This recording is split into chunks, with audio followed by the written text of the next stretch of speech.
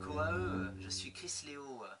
Alors aujourd'hui, je voudrais livrer ma réaction à Star Wars épisode 7 que j'ai vu assez récemment. Alors tout d'abord, je tiens à rappeler que dès l'annonce d'une programmation d'un 7e opus à la saga Star Wars, j'ai ressenti de vives inquiétudes à ce sujet, comme on peut le voir ici. Et, euh, et ces inquiétudes ont été très vite confirmées et j'avais réagi à la confirmation de ces inquiétudes qui ont été confirmées, comme on peut le voir aussi ici. C'était au sujet de l'univers étendu. En fait, il faut savoir que Star Wars, c'est pas que des films. Et en fait, dès la fin du Retour du Jedi, de nombreuses BD, de nombreux romans étaient sortis pour développer l'intrigue entre les films, pendant les films et après les films, et même avant les films. Et en fait, ça a été confirmé, ce que je craignais a été confirmé.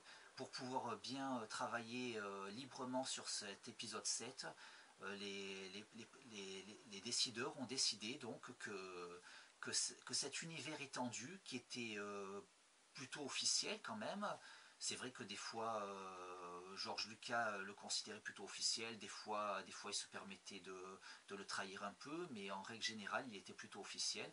Donc cet univers étendu, il a été décidé, cet univers étendu composé entre autres de BD et de romans qui développaient les films, il a été décidé, pour faire librement cet épisode 7, il a été décidé que cet univers étendu n'était plus officiel. Et c'est vrai que ça, moi j'étais un fan de Star Wars, mais pas que des films, de l'ensemble de Star Wars. Pour moi c'était un univers multimédia qui passait de films à BD à romans, et le fait que tout cet univers étendu n'était plus officiel, toutes ces publications de plus de 20 ans tout d'un coup, comme jetées à la poubelle, ça m'a foutu une claque. Et de ce fait, alors que j'avais très envie d'un épisode 7, tout d'un coup j'en avais plus beaucoup envie. Et alors que d'ailleurs j'avais réagi aussi à la première bande-annonce par rapport à Star Wars épisode 7, et on pouvait voir que ma passion avait bien baissé, comme on peut le voir ici. Et bon, après finalement, ouais, je me suis un peu calmé. Et bon, cet univers étendu, on peut toujours le lire, tout ça, voilà. Maintenant, l'univers étendu qui n'est plus officiel, comme on peut le voir sur cet album-là, qui avant était officiel, qui maintenant ne l'est plus, ils ont rajouté le bandeau légende. Et donc maintenant, toutes les publications sont encore disponibles, mais avec le bandeau légende. Alors ça fait de super belles histoires que l'on peut lire avec plaisir, même tout en sachant qu'elles ne sont pas officielles. Mais c'est vrai que j'ai encore plaisir à les lire. Et ce qui s'est passé, c'est qu'il y a un nouvel univers étendu, qu'on n'appelle plus l'univers étendu maintenant, qu'on appelle l'univers officiel, comme on peut le voir là. Voilà, ça c'est un de ces nouveaux albums Star Wars qui est dans l'univers officiel. Et il y a aussi celui-là, par exemple, qui est sorti à peu près en même temps, centré sur Dark Vador. Et également celui-là, tout sorti à peu de temps d'intervalle, centré sur Leia, toujours dans l'univers officiel. Et ce qui est assez, et finalement, je me suis surpris, alors que j'adorais l'ancien univers étendu, je me suis surpris maintenant à préférer le nouvel univers, l'univers officiel en comics par rapport à l'ancien univers étendu en comics. Et d'autant que ça développe des histoires. Il y a beaucoup plus de contrôle sur les liens entre les différentes séries qui se croisent. On sent que c'est beaucoup plus pensé dès le départ sur la cohérence de l'ensemble. Et donc apparemment, de ce négatif d'avoir rendu non officiel l'univers étendu, ça leur aura permis de créer un univers officiel sur de nouvelles bases et de vraiment bien le penser dès le départ. Bon, alors de ce fait, maintenant que je me suis calmé sur ça, avant de voir l'épisode 7, j'ai donc j'ai donc lu, parce que l'épisode 7, c'est vrai que certains s'attendaient à ce qu'il... j'ai entendu des gens qui l'ont vu avant moi, qui m'ont dit, ouais, l'épisode 7, on comprend pas, tout d'un coup, Han Solo, il a un fils, d'où il sort ce fils, voilà, et donc, des choses comme ça, comment ça se fait qu'il s'est passé autant de choses entre l'épisode 6 et l'épisode 7, mais il faut être lucide. On ne pouvait pas faire un épisode 7 qui se passe de suite après l'épisode 6, rien que parce que les acteurs principaux qu'on a repris avaient trop vieilli. Donc forcément, ça devait se passer longtemps après. Et ils ont décidé, à peu près 30 ans après, voilà. Et puisque maintenant, il y a l'univers officiel qui est développé en BD, ils font justement, et aussi en roman, mais ils font justement, ils ont commencé cette publication labellisé Voyage vers Star Wars, le réveil de la force, donc l'épisode 7.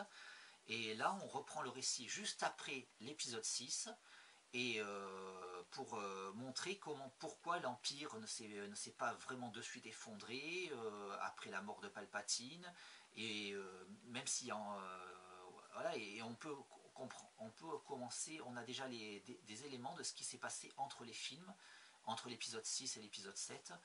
Et bon, là c'est un premier album, il va certainement sortir des tas d'autres pour faire le lien entre l'épisode 6 et l'épisode 7.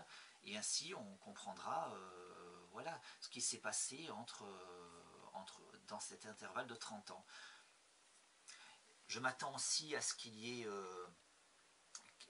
aussi des séries animées, comme il y a eu la série télé The Clone Wars en animation de synthèse, et maintenant la série télé Star Wars Rebelle, également en animation 3D. Et donc peut-être va-t-on faire aussi une série animée qui se passe entre l'épisode 6 et l'épisode 7, où on retrouvera Luke Skywalker, Han Solo, jeune comme il devrait l'être, avec juste les voix des personnages, puisque ça sera de l'animation. Et entre autres les BD et les romans qui se passent entre l'épisode 6 et l'épisode 7, on peut s'attendre à ce qu'il y ait donc aussi une série animée quand la série Star Wars Rebelle sera finie probablement. Et justement, la série Star Wars Rebelle, je fais encore une petite parenthèse sur l'univers officiel, et voilà, je l'aime beaucoup cette série Star Wars Rebelle, et là il y a cet album qui est sorti, qui se passe, qui nous raconte la jeunesse d'un des personnages de Star Wars Rebelle, Kanan, apparemment le dernier Jedi, à ce qu'on dirait, tel qu'on voit dans Star Wars Rebelle, peut-être le seul survivant ou l'un des rares survivants à l'ordre 66 à la fin de l'épisode 3. Et donc cet album-là, pour ceux qui ont beaucoup aimé l'épisode 3, cet album prend place à la fin de l'épisode 3 et, et suit le parcours d'un Padawan qui a survécu au massacre des Jedi. Donc c'est assez intéressant. Et ce Padawan, on le retrouve plus tard adulte dans Star Wars Rebelle, 15 ans après en fait. Bon, donc pour en revenir, c'était une petite parenthèse, pour en revenir à Star Wars épisode 7, alors oui, moi finalement, voilà, finalement j'ai bien aimé le film. À un moment je m'attendais, après m'être calmé sur la fin de l'univers étendu qui m'avait chamboulé, je m'attendais à ce que ça soit mon Star Wars préféré, parce que c'est vrai que J.J. Abrams, c'est un réalisateur que j'aime beaucoup, et j'ai vu beaucoup de séries de J.J. Abrams que j'ai beaucoup aimé, donc je m'attendais à ce que ça soit mon Star Wars préféré. Bon, ça n'a pas été mon Star Wars préféré, et mais pour moi c'est un bon Star Wars, je vois rien à lui reprocher, et c'est vrai que voilà, c'est pareil, certains m'ont dit que finalement il se passe pas grand chose dans ce Star Wars, que c'est un peu vide tout ça, mais finalement oui, il faudrait se rappeler que c'était pareil, Star Wars épisode 1 m'avait pas tellement enthousiasmé en fait quand je l'avais vu. Et pareil, il se passait pas grand chose dans Star Wars épisode 1. Pourquoi? Parce que Star Wars épisode 1 était une introduction pour que un nouveau public rentre dedans, et même finalement pour que beaucoup de gens devraient découvrir Star Wars à partir de l'épisode 1, puisque c'est le vrai point de départ. Mais donc Star Wars épisode 1 était une introduction, ça faisait les entrées en matière de la mythologie, des personnages qui sont présentés au fur et à mesure dans cet épisode 1. Et après, justement, j'avais bien préféré l'épisode 2 et j'avais particulièrement adoré l'épisode 3 qui finissait la trilogie en apothéose. Et ben là, je pense que Star Wars épisode 7, pour moi, c'est pareil. C'est une introduction, en fait. Et tout le long de l'épisode, on voit petit à petit la présentation des différents personnages qui sont surtout des nouveaux personnages, avant de nous ramener les anciens qui ont quand même un rôle beaucoup plus mineur, mis à part Han Solo, qui a quand même un rôle assez important. Mais il arrive pas de suite dans l'intrigue. Donc d'abord, on nous présente les nouveaux personnages. Et les nouveaux personnages qui auront certainement beaucoup plus d'importance dans les prochains films. Et il y a autre chose, ouais, c'est vrai que beaucoup de gens se sont plaints qu'il y a beaucoup de choses qu'on ne sait pas, parce que voilà, on voit qu'il y a une sorte d'empire qu'on appelle le Premier Ordre, mais on ne sait pas d'où il vient, qu'est-ce qui s'est passé, comment ça se fait qu'il y a cette organisation, tout ça. Par exemple, voilà,